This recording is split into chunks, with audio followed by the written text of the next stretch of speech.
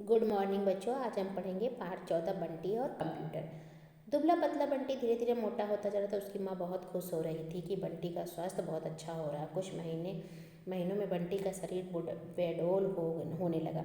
अब उसे थोड़ा सा भी पैदल चलना या सीढ़ियाँ चढ़नी पड़ती तो वह हाँफने लगता था। स्कूल के भी सारे बच्चे उसे मोटू कहकर चिढ़ाने लगे थे।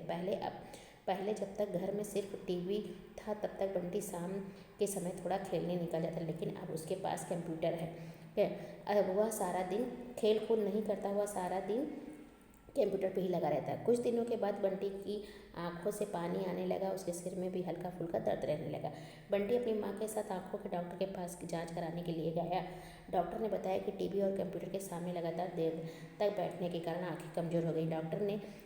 डॉक्टर ने खाने के लिए आंखों में डालने के लिए दवाइयाँ तथा चश्मे का नंबर भी लिख दिया। अगले ही दिन से बंटी की आंखों पर मोटे लेंस का चश्मा चढ़ गया।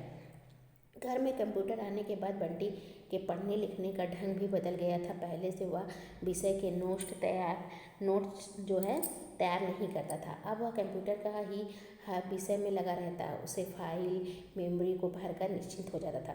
मतलब वो अच्छे से अब पढ़ाई बंटी नहीं करता था कंप्यूटर के आ जाने से। माँ लिखने का अभ्यास करने को कहती तो वह कहता, उफ माँ, आप वही पुराने ज़माने की बातें लेकर बैठी हो। अब कापी किताब और कलम दवात का ज़माना चला गया। अब तो यह ज़माना कंप्यूटर का है। यह पहला साल था जब बंटी ने एक भी विषय के नोट्स रेडी नहीं किए थे। परीक्षा कुछ ही समय रह गई थी। पहले ही दिन विज्ञान का पेपर था। अपने हिसाब से बंटी ने काफ़ी अच्छी तैयारी कर रखी थी।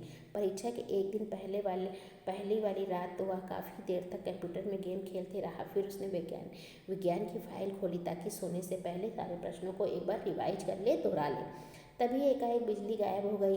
बंटी भागा भागा छत पर गया तो देखा कि सिर्फ उसके घर की नहीं बल्कि पूरे शहर की बिजली गायब हो गई। लगभग 1 घंटे की प्रतीक्षा करने के बाद भी घबराकर बिजली ऑफिस फ़ोन किया तो पता चला कि ग्रिड फेल हो गया है। पावर स्टेशन में सप्लाई बंद कर दी गई है। बंटी के तो हाथ पाँव तले जमीन खिसक गई। मतलब वह बहुत घबरा गया था। सारी रात बंटी की नींद नहीं आई। सवेरे बहुत उदास हो गया। परीक्षा देने पहुंचा, लेकिन यह क्या, उसकी कलम तो गति ही नहीं पकड़ रही थी।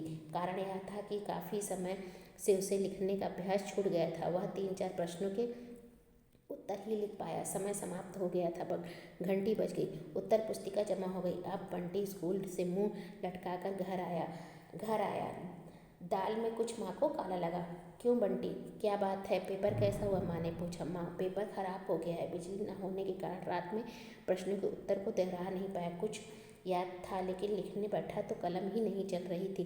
अब भी तो तेज लिखने का प्रयास करता था तो ऐसा लगता था जैसे हाथ से कलम छूट जाएगी। बंटी ने रुआसा होकर, मतलब रोने की हालत में, ये बात माँ से अपने बताई। बंटी की सारी बातें सुनकर उसे माँ ने समझाया, बेटा, भले ही यह कंप्यूटर का युग है, अभी भी किताब कॉपी का चलन समाप्त नहीं हुआ और ना ही कभी हो सकता। कंप्यूटर एक क्लिक में सारी जानकारी मिल जाती है, परंतु बात याद रखने के लिए हम उस मशीन पर निर्भर रहते हैं, अपने मस्तिष्क पर नहीं।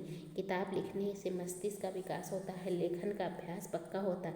माँ, अब यही सही तरीका पढ़ाई लिखाई करूँगा। मतलब आप कहता है, माँ, मैं सही तरीके से पढ़ाई लिखाई करूँगा। जब आवश्यकता होगी तभी कंप्यूटर का प्रयोग करूँगा।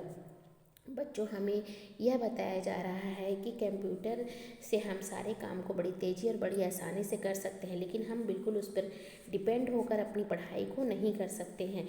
हमें जितनी ज़रूरत हो उतना ही कंप्यूटर का प्रयोग करना चाहिए। धन्यवाद बच्चों।